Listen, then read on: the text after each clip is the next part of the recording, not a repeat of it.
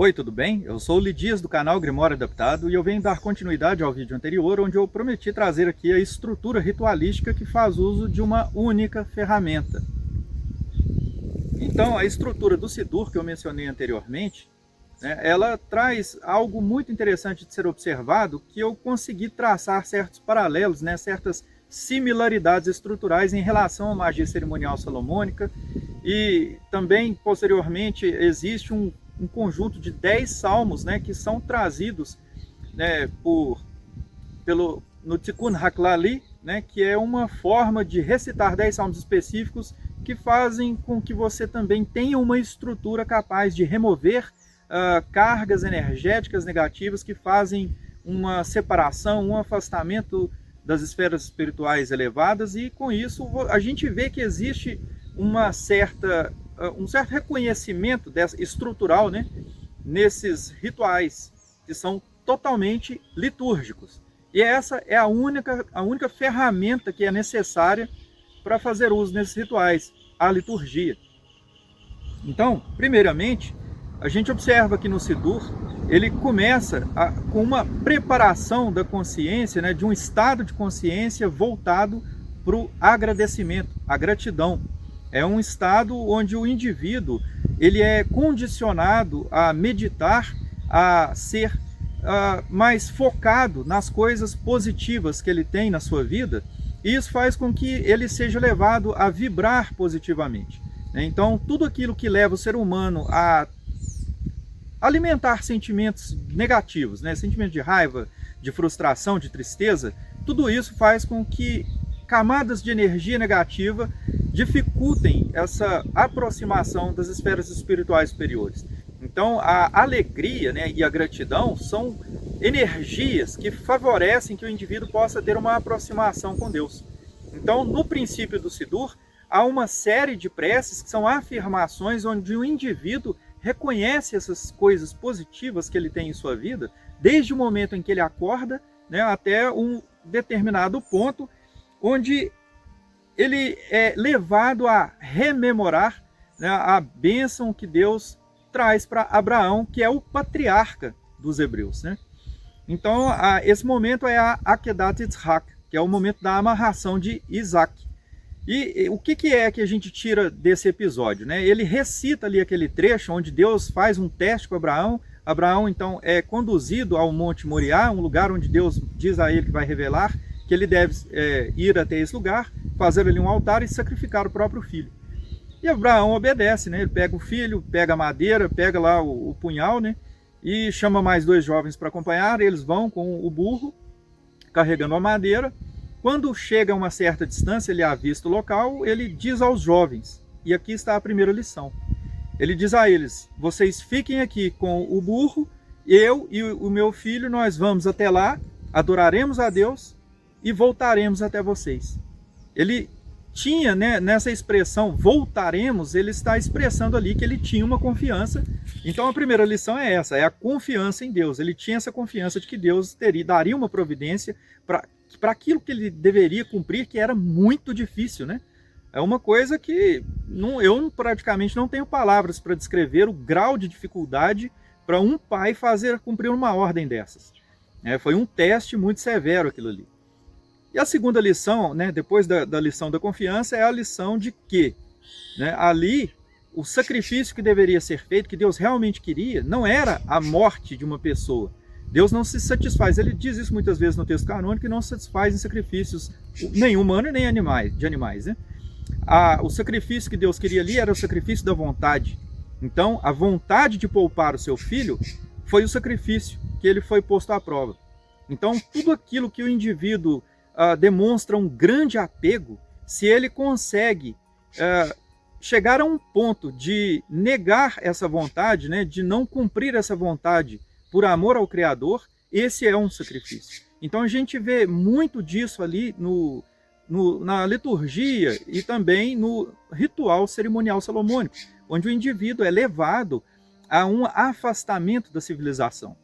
Ele é orientado a fazer um recolhimento, para que ele não tenha contato com outras pessoas, para que ele não vibre de forma negativa, em situações que possam trazer conflitos emocionais, né, que possam suscitar sentimentos de caráter negativo. Então, o homem é um ser social, né? O afastamento do convívio social não é algo bom.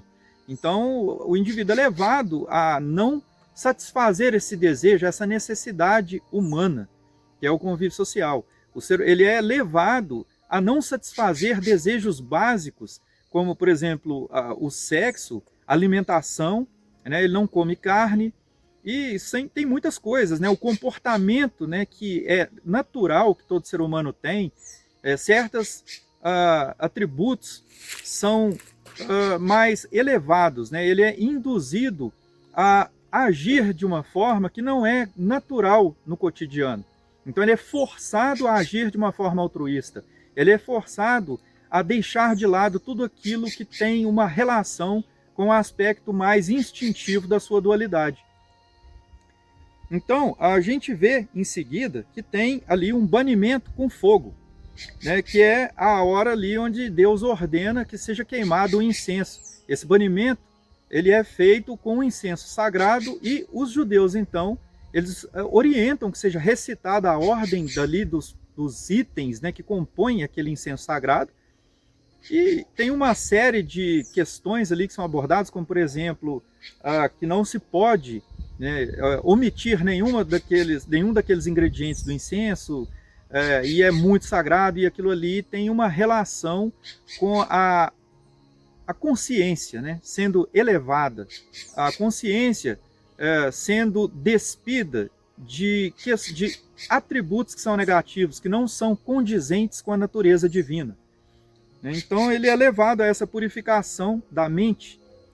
E tem também a questão ali do círculo, que é o ambiente onde se faz o ritual, né? Na magia cerimonial salomônica você desenha um círculo.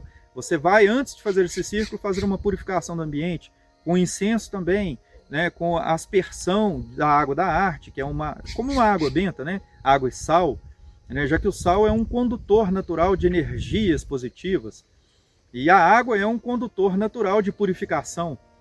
Então tem todo esse processo que é feito, e no momento, né, depois ele vai tomar um banho também de purificação, como um mikveh, e no momento de fazer o ritual ali, ele desenha o círculo, que representa esse espaço sagrado, né? Então a gente vê isso ali no Sidur, onde é trazido o texto, onde é dada a ordem de como que era feito o ritual. Então ele cita ali as 4 direções, trazendo aquela ideia, né, de que Deus governa os 4 cantos do mundo. E tudo está sujeito, tudo na criação está sujeito à vontade divina. Então a gente vê que é muito interessante que no círculo mágico da magia cerimonial salomônica, a gente tem em cada direção um nome divino, um epíteto sagrado de uma faceta de Deus que está ali atribuído a cada uma daquelas direções. Você vai ver círculo que tem, por exemplo, leste, sul, oeste, norte, né? Geralmente se faz no sentido horário, mas uma coisa interessante é que ali, na hora do ritual, né, naquele texto canônico judaico, o ritual segue uma direção diferente. Ele é o sentido anti-horário. Então, quando a gente vê esse espaço sagrado sendo mencionado ali, né, essa direção que é feita no sentido anti-horário, ela é descrita que é na direção Deromit Mizrahit, que é o canto sudeste, né? Depois Mizrahit Tsefonit, que é o canto nordeste, Tsefonit Maravit, que é o canto noroeste, e Maravit Deromit, que é o canto sudoeste. Então uma coisa que é interessante aqui é que Deromit é o sul e Mizrahit é o sudeste. Então abrange todas as direções, sendo que o sul, entre o sul e o leste, né, está o sudeste. Então aqui Mizrahit ao leste. E assim vai para cada direção, né? Pega a direção principal e aquela subdireção que está no centro ali se torna a junção dessas duas direções.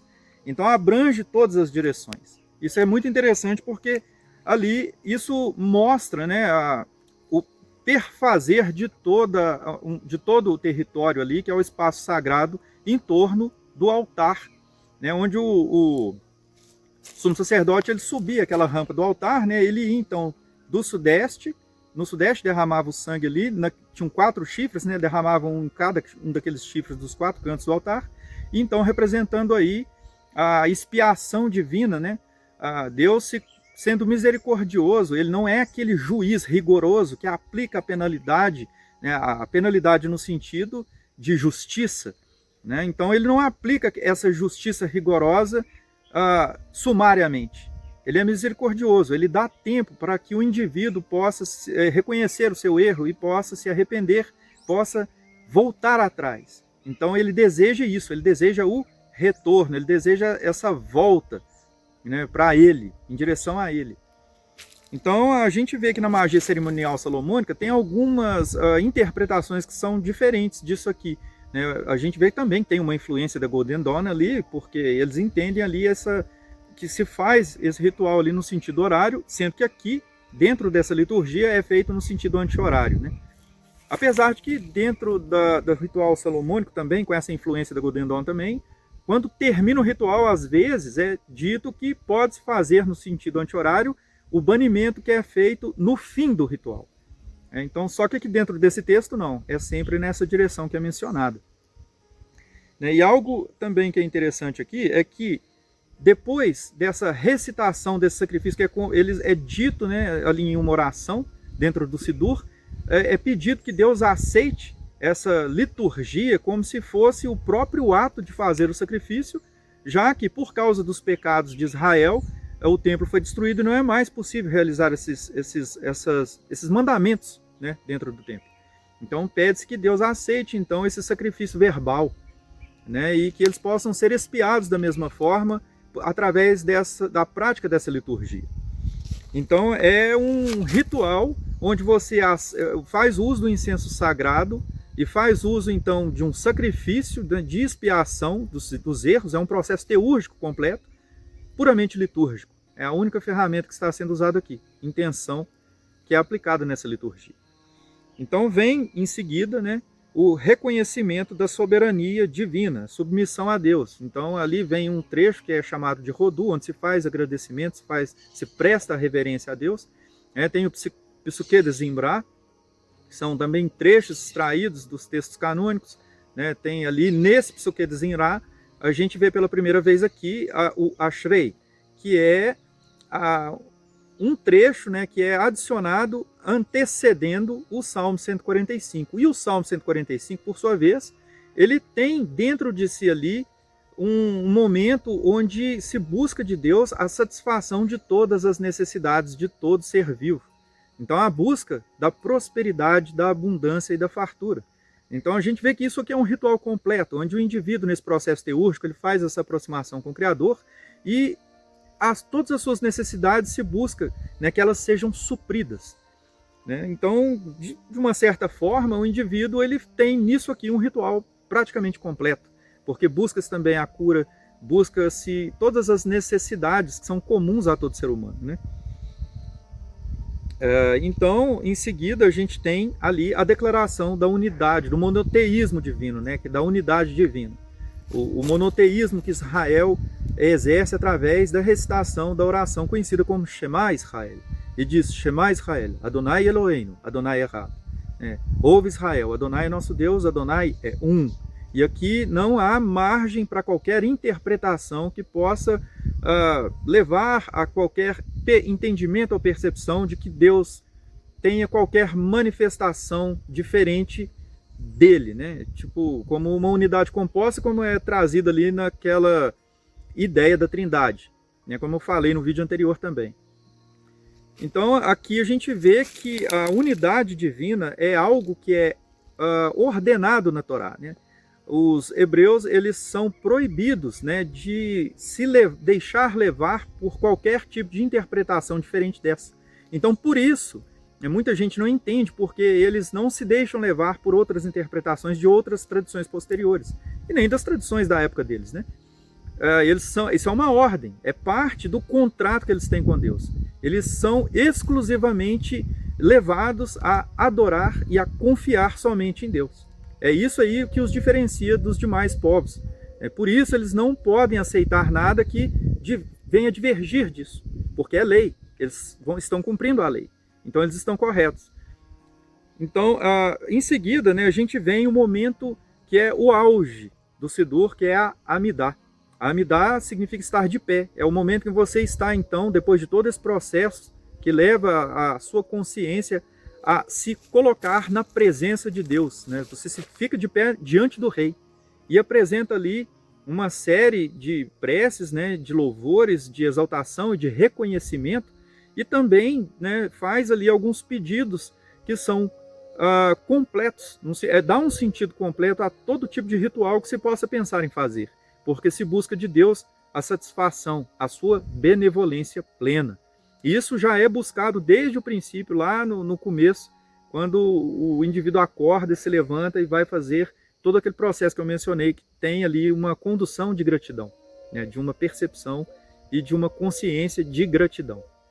Aqui também a gente vê isso, né? Então é todo um processo pedagógico que educa o indivíduo, né, aquilo que é a necessidade da alma e que, de uma certa forma, acaba satisfazendo também as necessidades da sua dualidade material, do seu aspecto material.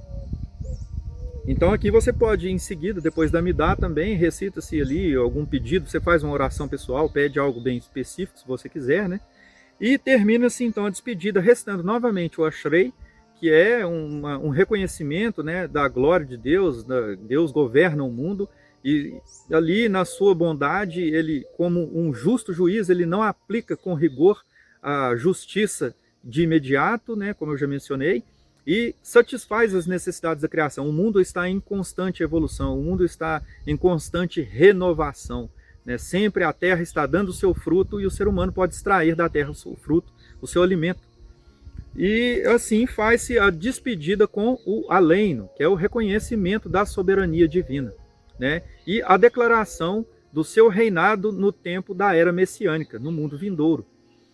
Então eu vejo que essa estrutura do Siddur é uma estrutura praticamente completa de um ritual que faz o uso dessa única ferramenta que é a liturgia. Eu fico por aqui, a gente se vê. Até mais.